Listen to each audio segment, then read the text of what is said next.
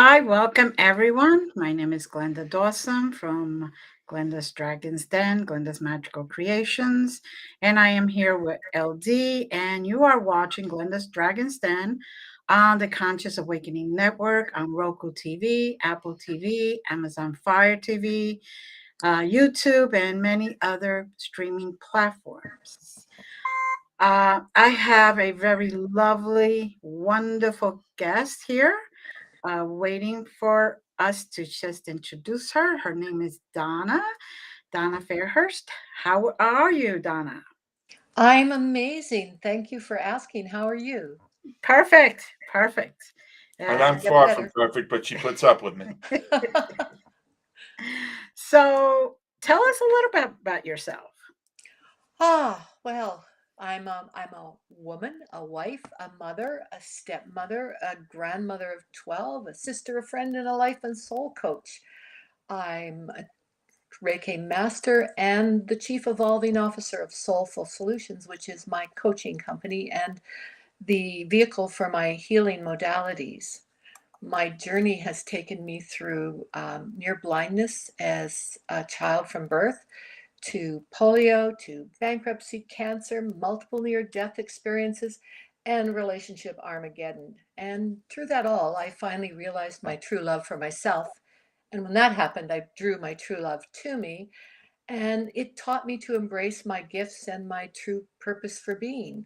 So I guide beautiful clients and souls to pivot powerfully through any challenge and live on purpose with creativity and passion.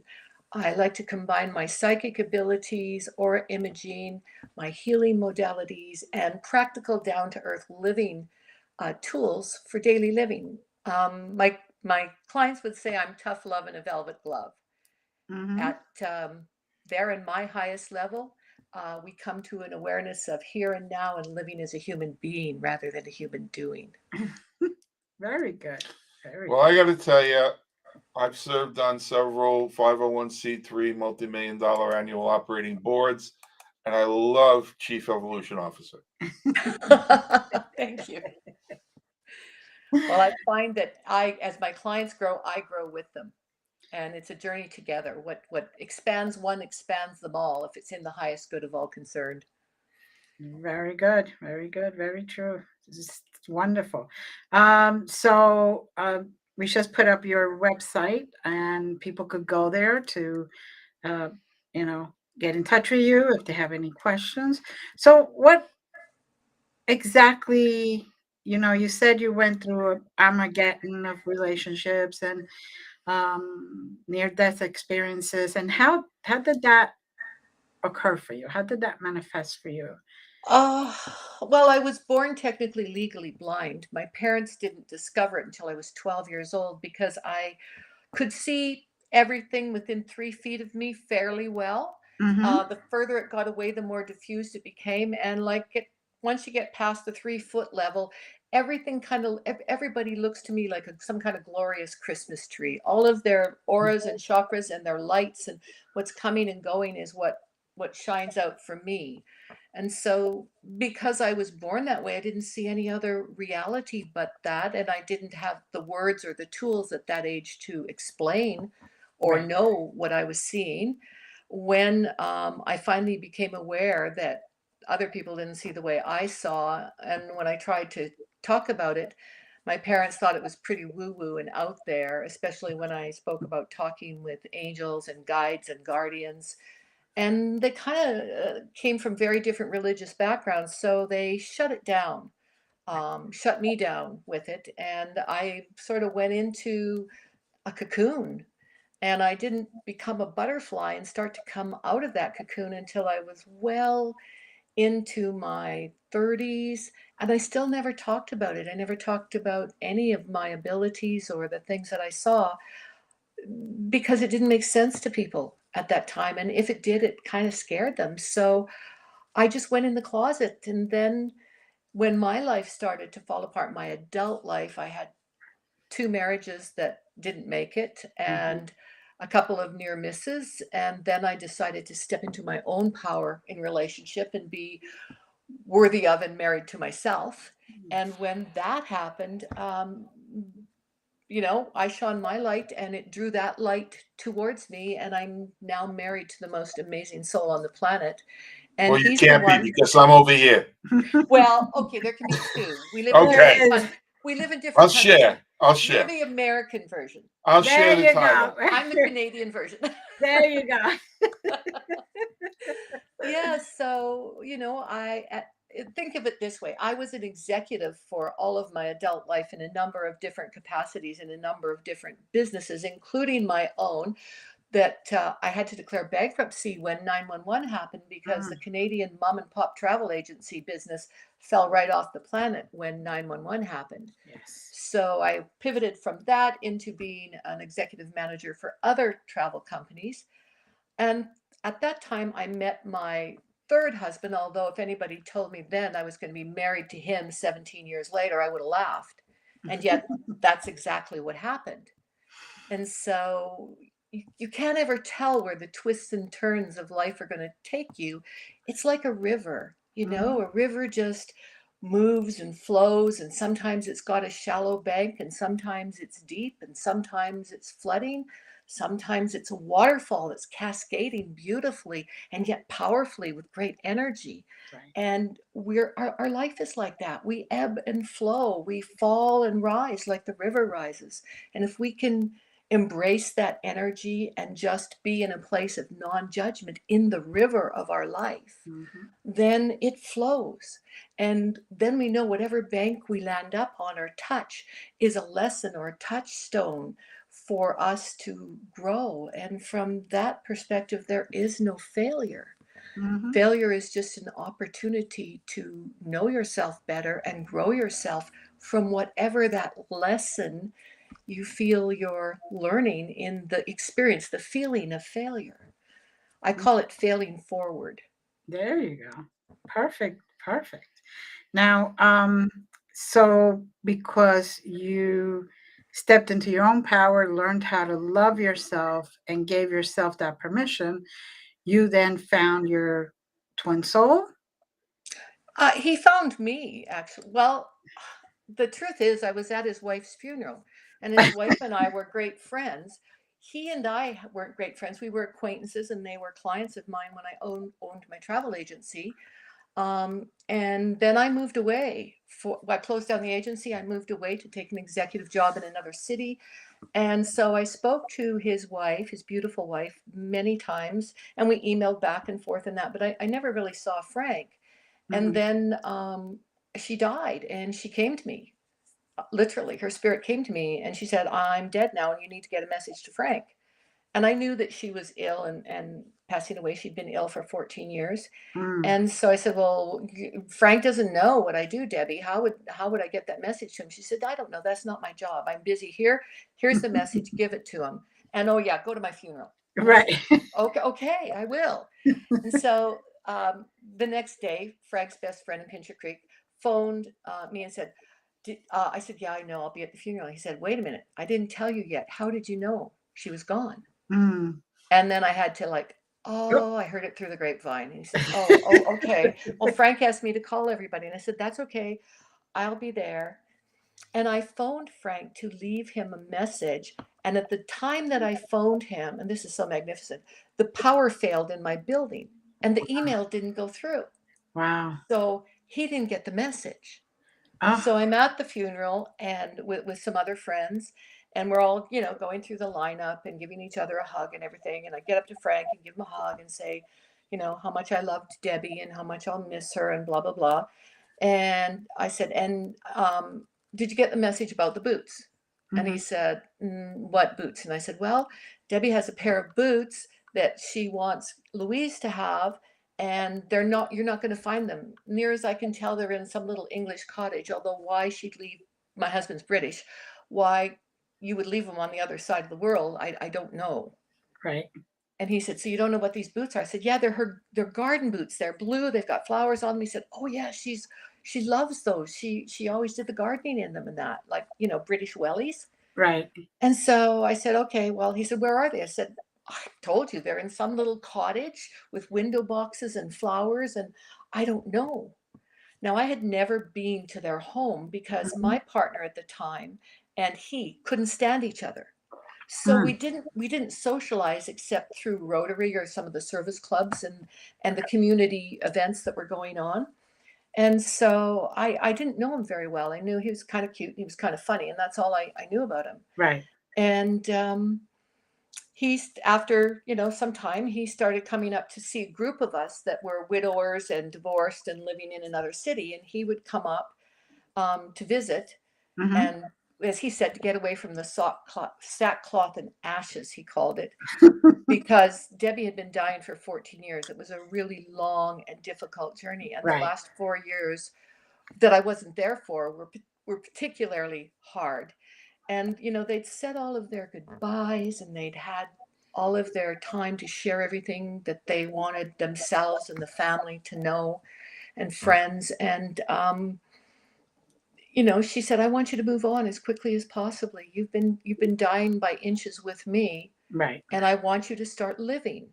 And he started coming up and getting together with a bunch of friends, and another friend and I were actually pushing a girlfriend on him. We thought they were beautifully suited because I'm a fairly big, bodacious woman, and Debbie was this tiny, tiny little English rose, blonde hair, blue eyed, very proper. And I wasn't any of that. And so another friend who knew him very well, she was widowed. We devised a plan to introduce him to another widow friend of ours who was tiny and blonde and blue-eyed and all of Right. those things that Debbie was. And he got it. And then one day he said to me, I really want you to stop doing what you're doing. And I said, well, what would that be? What am I doing? And he said, yes, so and so is a lovely woman, and I understand why you might think that she might be the right person for me to, explore life again together. I'm not remotely interested. Okay. And that's what I said. Oh, okay. So, like, what are you thinking? You just going to keep, playing the field and doing that? Now, I want you to picture this. He was staying at my house. He rotated between Rosie's place and mine, my other girlfriend, Right. as in our guest room. So he was sitting there, and he'd made a pot of coffee, and I had come out, and I'd actually completely forgotten he was there. So I had when my mother died, I kept her bathrobe and her slippers, Right. and they were really old and ratty and everything, but they were like my comfort clothes when I wanted to connect with mom. I just put on her robe and her slippers and feel like she was hugging me. Right. And so I had this moldy old robe on and these moldy old slippers on. And my hair was not done and I had no makeup on or anything. I mean, I just got up and went and got coffee. Right. And so I'm sitting there all tucked into this robe on the couch across from him. And he hands me a hot cup of coffee because he's got up first and made the coffee. And I'm sitting there, and he said, "Yeah, I'm really not interested in her at all." And I said, "Well, you've got to get out there, I guess." And he said, "Well, there is somebody I'm interested in." And I said, Yeah. "Oh, you dirty dog, and you haven't told us." And he said, "Well, I wasn't really exactly sure what the response would be, and I can't honestly say that I'm sure now." And I said, "Well, who is it? Is it somebody I know?" And he said, "Yes." And I said, "Is it somebody from Pincher Creek?" And he said, "Well, yes, in a way." And I Uh-huh. said, "Oh my God, who could possibly be there? There's nobody left." And he said, "Well, actually, I guess she's really not even close to what I was thinking because actually it's you." And I Oh. had this mouthful of hot coffee and I just spewed it all over him, spewed it everywhere. And he said, "Well, that's not exactly the response I was looking for or hoping to get, but we have opened a discussion." And I said, "There is no discussion. You're insane." And he said, "No, no." I said, "No, you don't understand it. I've been through two husbands and two good enough for right nows. Right. And they weren't good enough for anything. So no, I am not going there. You're a lovely man. I know that you made Debbie very happy and took very good care of her. I am not in the market for any kind of man in my life or dirty socks on my floor again." Right. And he goes, uh, okay, well, could we go for breakfast?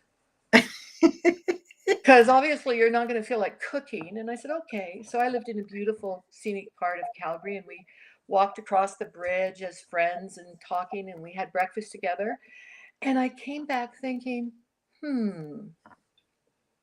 And he persisted, and he persisted, and he persisted. And eventually he got both his feet fully in the door and into my bed. And a year later, we were married. And it was and is wonderful. And Mhm. then I decided, his wife was a domestic goddess. She had every kind of baking, cooking tool. I had a drawer full of stuff in their house that I didn't even know what it was for. I am not a domestic goddess of any kind. And so I put them in bags, and when people would come to visit, I would open the drawer and say, "Do you know what any of this is for?" And I said, "Then you can have it, because I don't know, and I'm not ever going to use it." So we would go through that kind of adjustment period. And he was going to work, and I was bored and didn't know what to do. So I went to his shop. He's a mechanical engineer. Right. And I said, "I'm coming to work." And he said, "Well, where?" I said, "Here." He said, "Well, I have a bookkeeper." I said, "Oh God, no, I'm not a bookkeeper. I can't even do math." And he said, "Well, what then?" And I said, "Well, what do you do here?" And he said, "Well, we make widgets. We do machining and millwrighting, and I design pieces of mechanical engineering for other companies, and then we build it." And I went, "Okay, teach me." Mm-hmm. He said, "Let me get this straight. You're 54 years old and you want to learn how to become a machinist, a millwright, and an engineer." And I said, "Sure, why not? How hard can it be?" And it was pretty hard. It was pretty hard. However, that said, he was an amazing teacher, and we had another employee named Ed, and he was like a 6'4" giant, gentle giant who was also a teacher and a mentor. And at the end of 2 years, I could have easily written and qualified for my second year millwright and machinist. Mm-hmm. So, and I loved it. It was so cool to take a raw piece of material and, cut it up and then polish it and grind it and turn it into a usable thing. Yes. It's kind of like, I think maybe my mother felt that way about canning. You start out with the bare fruit, and you Right. take it all apart and you make it into something else, and you put it in a jar and you boil the heck out of it, and then you've got something to look at that's pretty on the shelf. Right. I've never had bear fruit. How does it taste? Oh, her internet is coming in and out. Uh-oh. Uh-oh.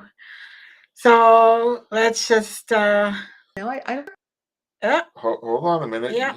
You're frozen. Just don't panic. Got married. Okay. Donna, can you hear us? Something is happening with your Wi-Fi connection over there. So, folks, we are here live, and we're just waiting for Donna to Catch up. To come back, because it is Mercury retrograde, people, and anything having to do with the internet these days around Mercury retrograde, we just go with the flow. That's all we can do. We have a great 15 minutes. Yeah. So, Donna, if you can hear us, go back out and come back in, maybe. And if Bill just started streaming something, maybe ask him to wait. So, in the meantime, we're going to be putting up some of her websites. Can you send her a message, maybe? Like the .com. There it is. And so if anybody's interested, we will keep her. We have her here. We're just trying to bring her back. She also wrote a really good book in Amazon, which if she comes back, she'll be able to give us more about it. But in the meantime, you can.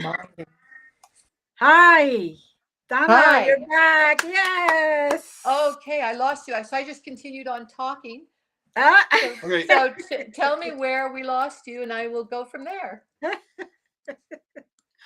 was sometime after breakfast. Yes. breakfast in bed. I know the last thing I remember was that you were getting a kick out of turning a piece of metal into Right. something functional. And right. Yeah. And So I did that. Right. I became a shop steward in our shop, and I did all of the most of the cutting. I took raw steel and bronze and brass and turned them into beautiful things, and we sold those to other people, and it was magnificent. We had only one client, and he was a major elevator manufacturer in another city, and he decided he wanted to bring his shop in-house. And so he contracted us to come up and train all of his people and build his shop out and teach them how to do everything that we did. And then we were going to sod off and do our own thing. right. And we ended up staying there for a year, and I didn't fit. I just simply didn't fit. My rules for living didn't align with the new boss, and so I graciously quit and went home. And I started writing, and I started not for other people, but for myself, to get all of the information that I downloaded from my multiple near-death experiences onto a piece of paper so that I could kind of rationally for myself see what the lessons are. Right. And Frank came home one day and he said, "Well, what are you doing?" I said, I'm going from zero to clarity. I've Right. had all of these experiences starting at age 1 when I died of polio fever from polio. And I said, then I've had all of these other experiences decades apart, and I'm trying to string them all together and see what the lessons are that I am supposed to know from this. Right. And so that was good. I did that for about a year. And then we moved back to Pincher Creek and to Calgary. And I continued to do it. And I was kind of done with it, and I was kind of bored. I didn't know what else to do.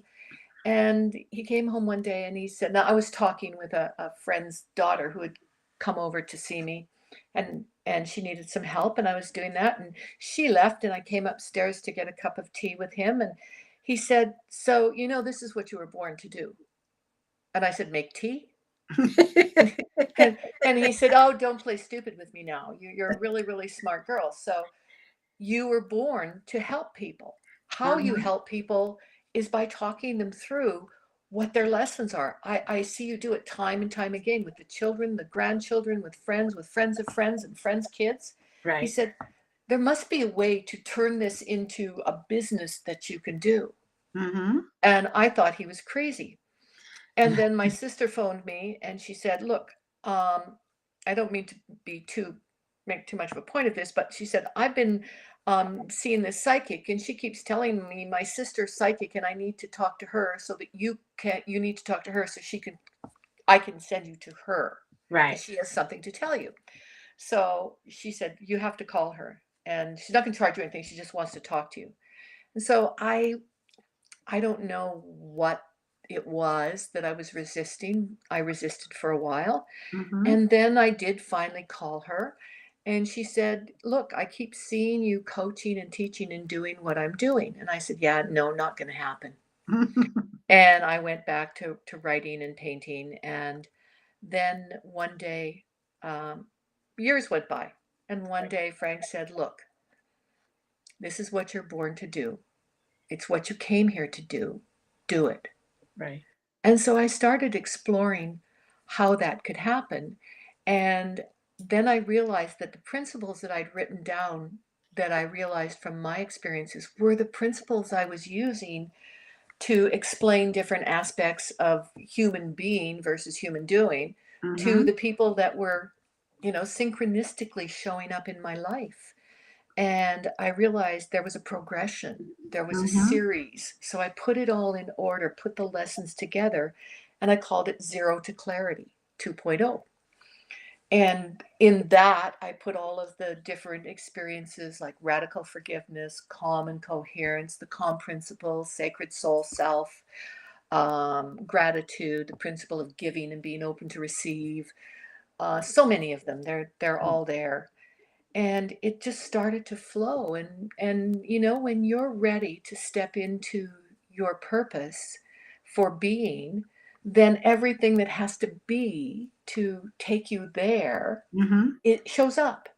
And whether you call it synchronicity, whether you call it divine God-given guidance, whether you call it, source creator, whatever it is, for me, it was creator and being connected to infinite unity.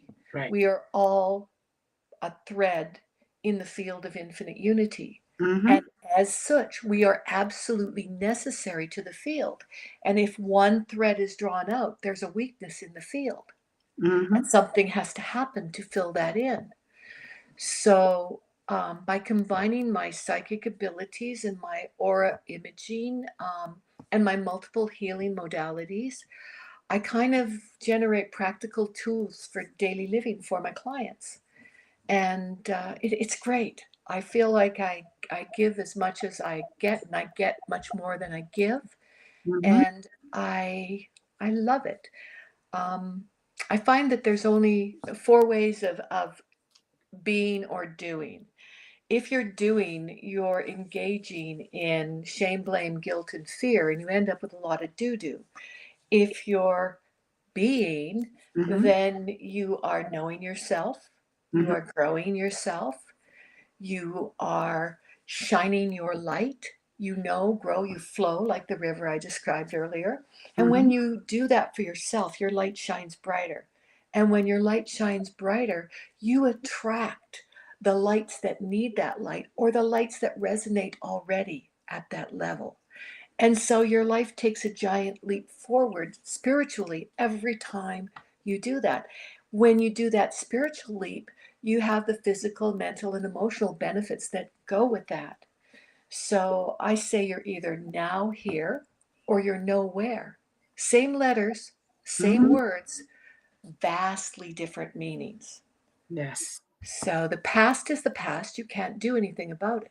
The future is going to come from the wisdom, the joy, the love, the living that you're in right now. Mm-hmm. And it's a choice. We have that choice. And it's how we choose to lean into that or not that we define whether our life is on track and succeeding or whether we're failing. If we think we're failing, we still are at the choice point because failure is just an opportunity to learn another lesson that Mm-hmm. you still need to know. Very true. So, Donna, Yes, do sir. you find, sir, our dad show up behind me? Oh, he's slow, right? um, That was really sweet. I love that. thank you. Uh, do you find that the clients that you coach fall Mhm. into a certain niche, or do you just get a little bit of everyone, or who generally do you find is drawn to you?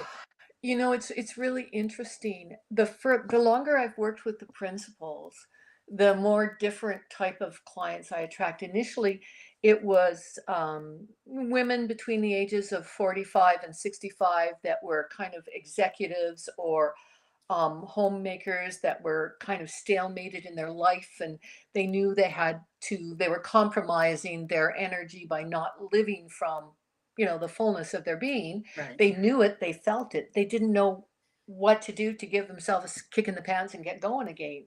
Mm-hmm. So initially, the first couple of years, that's what was happening. And as those clients shared their aha moments with other clients, I started to get more of a mix. And recently, the last year and a half, I've moved from the 45, 50, 60 somethings to now I'm coaching a lot of 20, 30 somethings who want to get it right the first time around Right. and don't want to wait until they're 40, 50, 60, 70 to Mm-hmm. learn the lessons. So it's a mix. And in the beginning, I had very few men. I called them the brave few. Mm-hmm. And now it's pretty equally balanced between men and women. And I have everybody from 20 to 80. So, someone is told about you and they go to your website, and what do they say? When they go to my website, you see all of my healing modalities and teaching. There's a lot of all of the interviews. This will eventually be on my website as well. Oh, good. And yeah, every interview I have, every podcast I do, we post it in a media site on my website. So anybody that goes to the website can see anything I've ever done. Good. and compare notes. There's Mhm. a lot there. And any articles I've been featured in. Also, when you come in, you automatically, just for the grace and goodness of you checking me out, you automatically get my clearing and manifesting prayer, which is the number one tool in my Zero to Clarity toolkit. I'll tell you a little bit more about that in a minute. Then there's also an opportunity for you to book a Zero to Clarity coaching session if you're interested in coaching.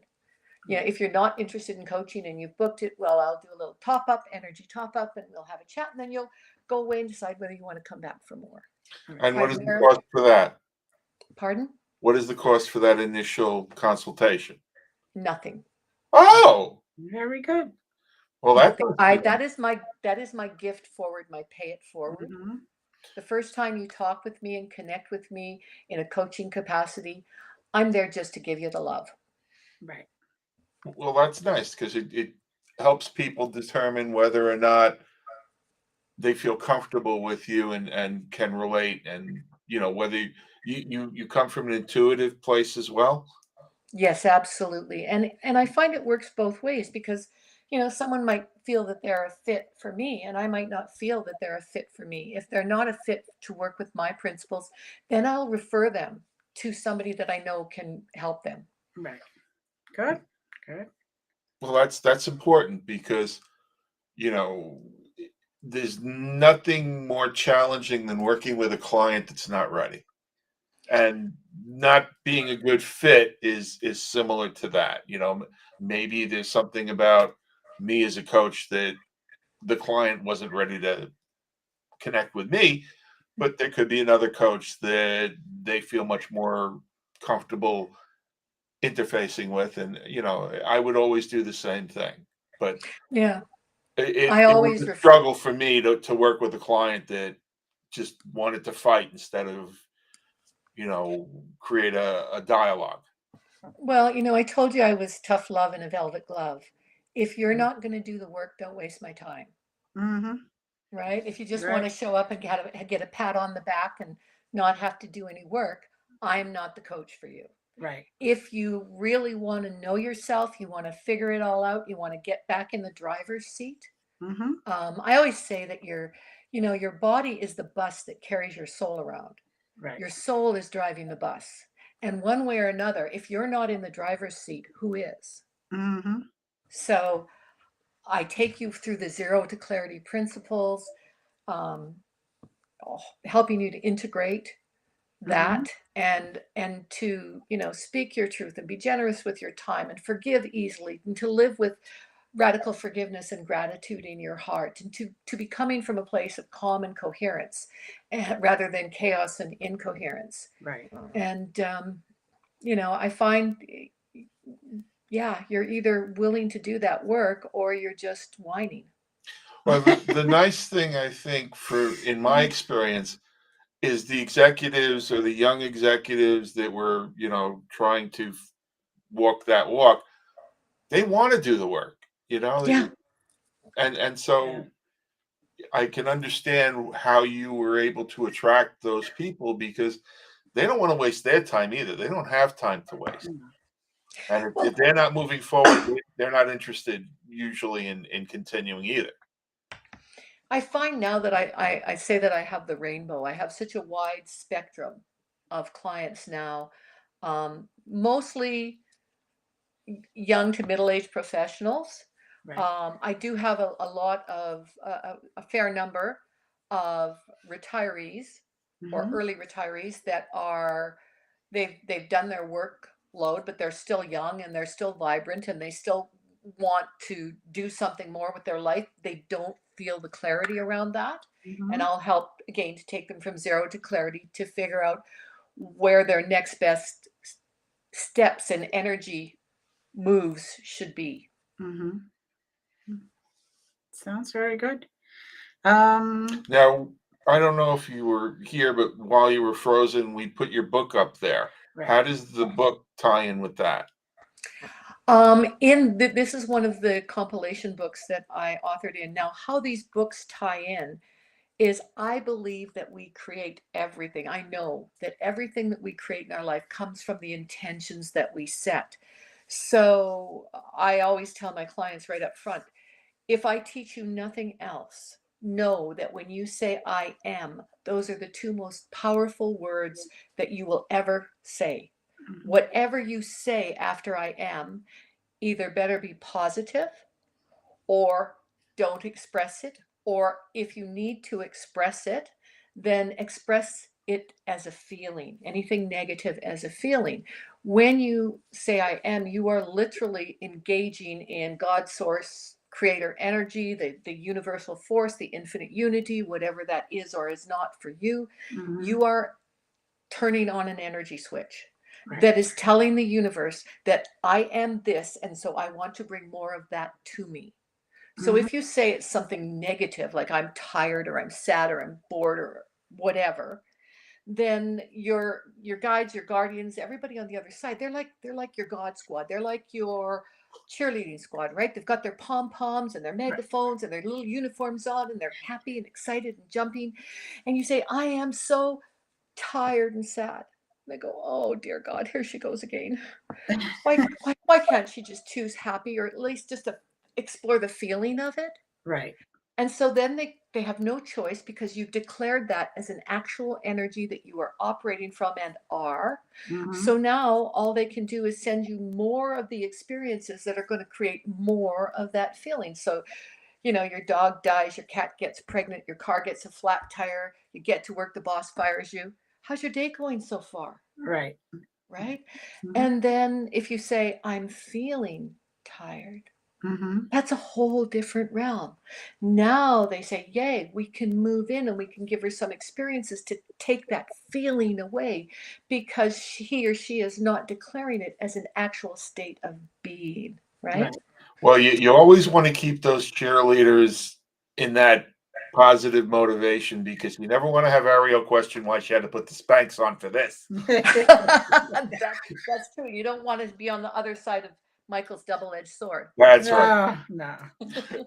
So I think that's great. And, I also very early on get to the importance of the I am statement. So, those are two things we have in common. And I believe Glenda also works very poignantly with that as well. So, we have a touchstone that we can all identify with. And that's why we're here, to get into that soul contract and make that goal and get I our love butts that. kicked till we get there.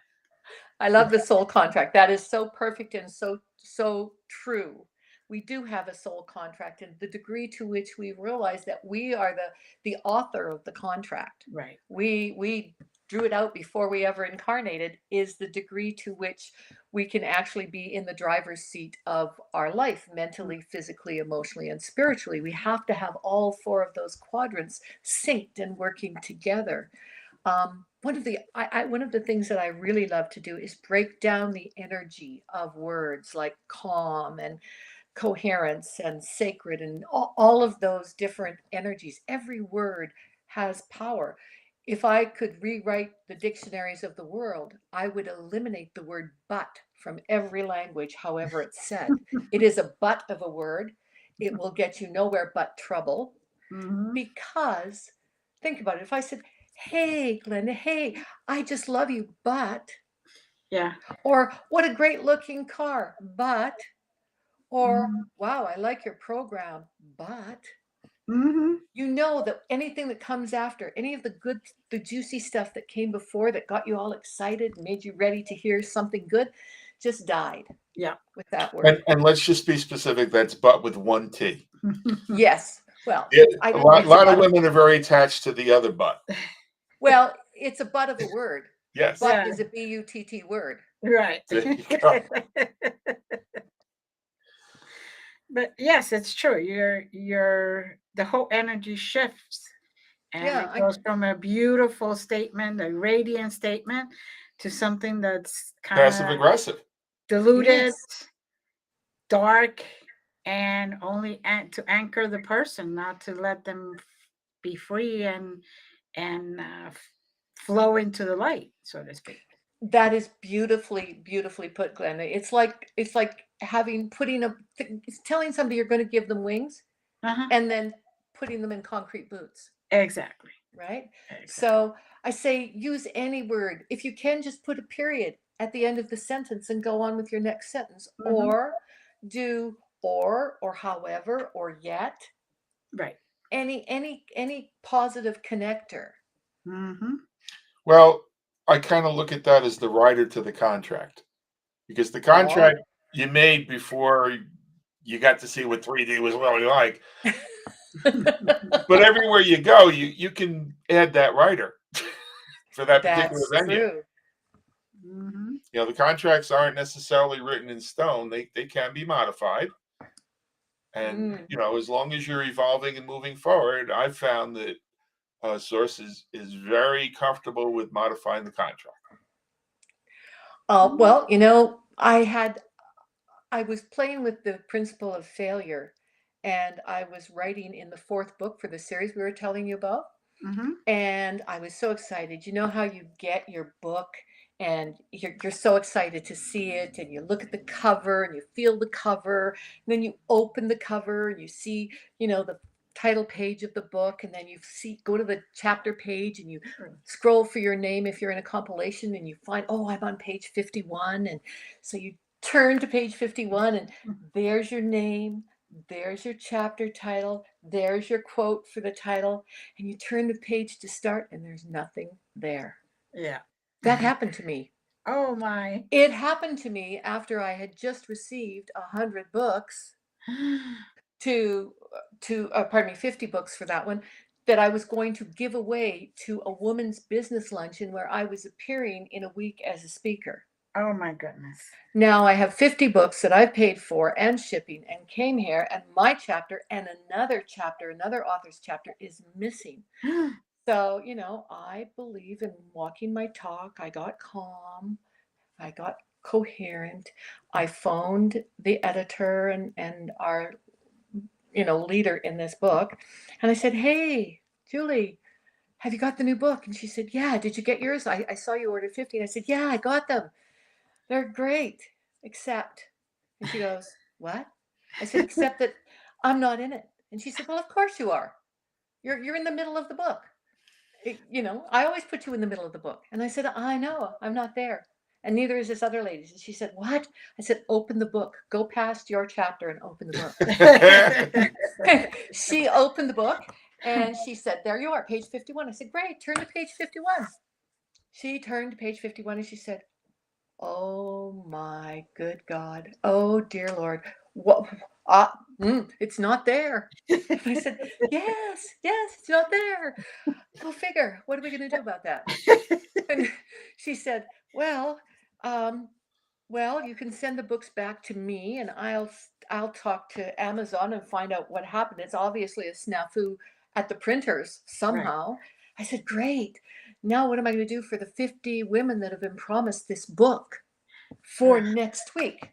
Uh-huh. And she goes, ooh, that sucks. I said, yeah, big time.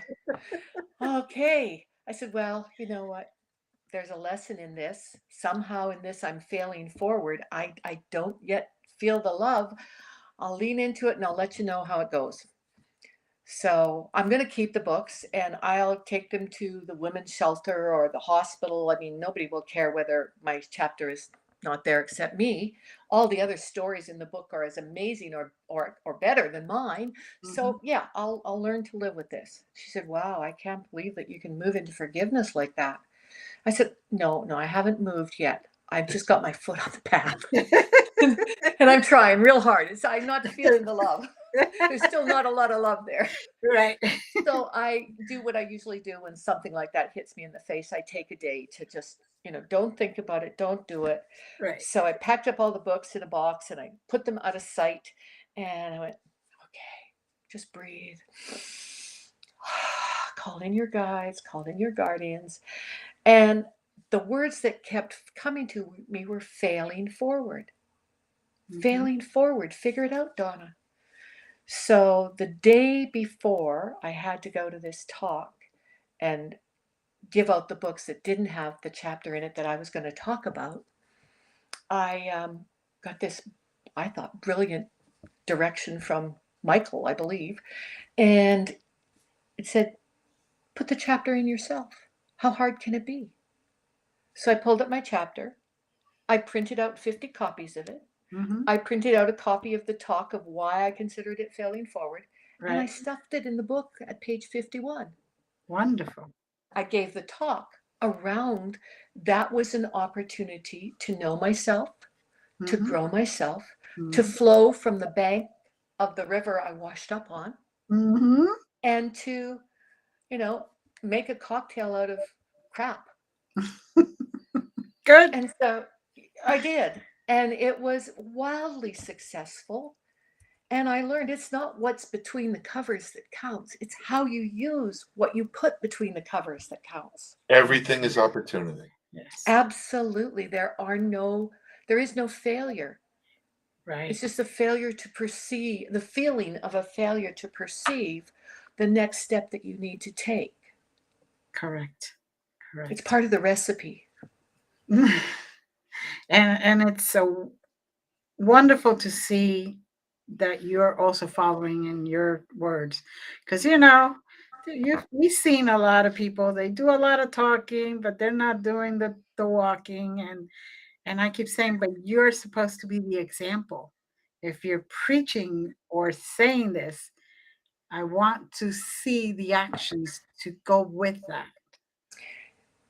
And I really think that that's one of the reasons why I've been very successful as a coach, is because I don't have any university degrees. I Mm-hmm. have I have many healing modality certifications, and I'm a Reiki master. However, I don't have anything beyond a grade 12 graduate degree. I have earned through a very long and sometimes treacherous and sometimes difficult life Mm-hmm. a lot of life lessons that have kept me in clarity through my Mm-hmm. life. You know, bankruptcy will do it. Polio will do it. Heartbreak will do it. Divorce will do it. It'll Mm-hmm. do numbers over and over. It's if you become the energy of that rather than the solution. That's why I do everything from a soul-based, soulful solution. And that's why I called my company Soulful Solutions, FULL. Mm-hmm. Because you either fill up from it or you're full of it, right? Right. What are you filling up? What are you taking in that moves you forward rather than keeps you stuck? Exactly. And with that, I would like to add a point of information that the link we put up for the book does have your chapter in it. Yay! Well, the book that we're talking about, The Women Like Me from Lost to Living, that is probably the longest chapter in any of the books, and it is the story of my mother's transition Okay. and how moving through that with her introduced me to angels that I hadn't met before, and Mhm. all kinds of wonderful, synchronistic, beautiful spiritual experiences, right down to taking her ashes to Hawaii to spread where she wanted to be. Wow. And Beautiful. it's a really beautiful story. I think you'll love it. And just for clarity, I'm presuming we're talking about a transition from a physical plane to a spiritual plane. Yes. Well, that's wonderful, and it's great that the two of you could bond through your sharing of that experience as well. And I'm certain that she's happy to have contributed to that. Oh, she's one of my greatest guides from the other side. Actually, my Right. dad comes around more than her. Mom was really a student of life in every way, and she loved to teach and learn. And so, my dad shows up really often as a spirit guide, and I'll ask him that I haven't seen Mom for a while, and he'll say, "Oh, well, she hasn't changed. She's just like she was on the other side. She's off at this school or that school or this university or that university. It continues on." Mm-hmm. Mm-hmm. Well, when she does show up, she shows up as a butterfly. And I thought Nice. it was really beautiful that I never picked the cover. I never knew what the cover was going to be for this book until it came out. And there was this beautiful butterfly on the front. Mm. And I thought, oh my God, how perfect is that? Because that's what I talk about in the book. Mm. So you do speaking engagements, private speaking engagements, I do. and are you transitioning to more public engagements? Do you have any thoughts of? I started doing this. I was doing private workshops and private retreats prior to the pandemic, and then that all died and went away for 2 years. And I had to sort of recreate myself through Zoom and through this platform with you. I feel that I'm quite a bit of a Technosaurus Rex. Technology seems to like lose its energy when I come around. I've got too much energy, and I just kind of dumb it down. And my husband, we have this really expensive or imaging equipment, and he won't let me within 3 feet of it. Just like stay out of the zone. Don't, and we know it. You can see it. We've actually practiced with family members. We'll sit them down in the chair and have them he'll be doing the imaging. And he said, okay, now walk up and stand behind them. And their whole field changes. Mm-hmm. Mm-hmm. So he just says, stay back until I'm done. And then I'll give it to you and you can do whatever you want with it. Yes, yes. We work in symbiotic ways, and I'm starting to develop some online courses now from the principals, and becoming a bit of a mistress of Zoom. So that's cool. But I really want to get back into public teaching and public speaking. That's where I'm going. I recently did a women's and family wellness event for an Indigenous band near us. So that was really wonderful. Nice. We were working on reconciliation here. And yeah, it was wonderful. It felt great to be in front of a live audience again and just really working with people that wanted to learn. Mm-hmm. Mm-hmm. And are the private events and soon to be public events situated specifically in Canada, or are you crossing borders? I haven't crossed the border yet. I am considering it. I've been invited to participate in 2 conferences. We're trying to figure some things out at this end to see if I can carve out that time at those specific dates. Right. So yeah, I'm considering I'm open to all offers. But there you go. Open to all opportunities. Wonderful. Yes. So you have a website, and I'm gonna put it up again, just to make sure. Now, can people also contact you like on Facebook and stuff like that, or? Yeah, I have my Facebook, Donna Fairhurst, and it's Soulful Solutions, and Life on Purpose is the Facebook group. Right. And you can phone me. All my information is on the website. There's an info page. Pretty much anything you want to do with me, you can get all the information about it on the website. I try to have as much there as possible so people are making informed decisions. Good. About it. And I'm always ready and willing to jump on a call for a few minutes if you don't get something or don't understand something. That's wonderful. Wonderful. Now, is there anything in particular that we have not covered? We're coming close to about 5-minute mark. Yeah, 5-minute mark. So choose calm. I don't know if I could give the 10 tips for calm in 5 minutes. Do you want me to try? Yes, please. Okay, let's go. Okay, I will say this much faster than I'm used to saying it. Yeah. Slow down. Walk and breathe slower. Stop. Relax your body, your jaw. Drop your shoulders. And if you have to move quickly, do it as relaxed as you can. Number 2, talk slower. Think about what you're going to say. Allow yourself to take a breath between sentences or thoughts. Like that. Spend less time on social media.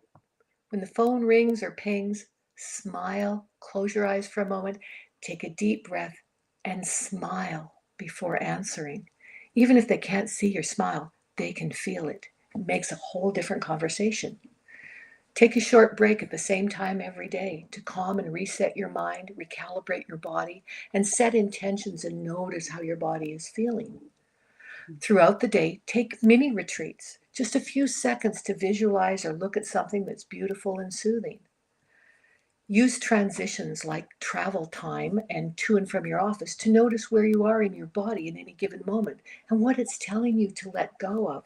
We carry an excess of tension, and a lot of times when we get into a vehicle, that energy follows us and it accumulates, and that's how accidents happen. Notice your mindset when you're out walking, cycling, or driving. Is it positive or negative? Practice relaxing when you're doing it, especially with music or affirmations. My favorite one, connect to the earth.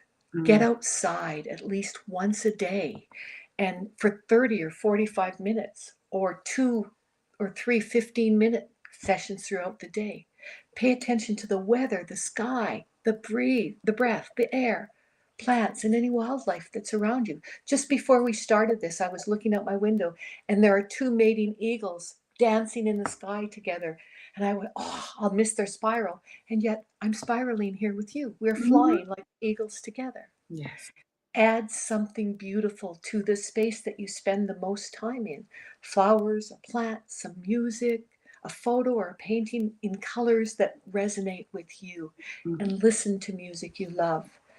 Spend some time each day to reconnect with spirit, in spirit, to spirit, in that manner that resonates with you and your belief system. And then just breathe. Just breathe and be. That's it. Well, that's a lot. That's a lot. Now, Wonderful. at this stage, with the success that you're achieving, is there something calling you that you have not yet fully developed? Is there a goal that you're sort of working on but haven't quite come to? I'm writing my book, and I think it's interesting because January 1st last year, I set an intention to become a best-selling author, and I became a best-selling author 5 times over, yet just in chapter compilations. So my intention for 2023 is to finish my own book that's entirely mine, which may be actually 2 books. One would be the journey, the story of my life, Right. and then the other would be the principles that I learned from the journey and my near-death experiences. And so I think I'm on page 285 of that. So, do you have titles for them that people could look for, or are you still even a working title? You guys can help me. Let me take a poll here. And if you're hearing this, email me, text me. I've got 2 titles. One is Zero to Clarity. You're not dead until you choose it. Right. And the other one is Yo-Yo to God. Lessons learned through a life lived and 4 near-death experiences. Well, personally, I like the yo-yo. Do you? Yes. Hey, that's my favorite. That's like. Well, I honestly have to take some credit because I'm kind of the yo-yo. Well, that's what I feel like when anybody has asked me about how I felt going back and forth between here and source like that. I said, honest to God, I felt like a human yo-yo, just going up and down on their string. Yeah, no, that I believe that definitely caught me and definitely resonated right away. So, but you guys out there, you make your own choices. Don't go by what I say. God knows I don't. Oh. Well, I know some people thought I was talking about a diet book because of the yo-yo dieting thing, and it's not a diet book. No, I don't think God needs a diet. No. So, sweetie, so take us home. Yes, I wanted to thank you, Donna, again. Oh, I'm so blessed, and thank you. Thank you, and thank the audience for being with us here week after week. Please continue to send us messages, emails. If there's somebody that you would like us to try to get for you, please let us know. Again, you can find me at glenda'smagicalcreations.com. And many blessings. Love to all. See you next time. Bye.